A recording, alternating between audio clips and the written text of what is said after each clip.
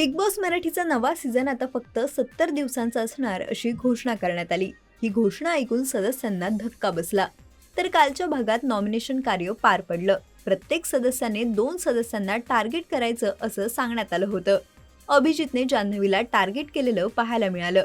यानंतर आजच्या भागात आपण पाहणार आहोत की अभिजित जान्हवीला म्हणाला, वर्षाताईंना जे बोललीस त्या गोष्टीचं तू इतकं प्रेशर घेतलंस की तू घराला विसरलीस, म्हणूनच तुला नॉमिनेशनची भीती होती आणि या वेळात तू घरात काही करू शकली नाही. तर यावरच जान्हवी प्रत्युत्तर देत म्हणाली, मी घरात काही केलं नाही म्हणून नाही, तर मला नॉमिनेशनची भीती होती, कारण नॉमिनेशनमध्ये वर्षाताई, सूरज, निक्की, अरबाज सगळे स्ट्रॉंग प्लेअर आहेत.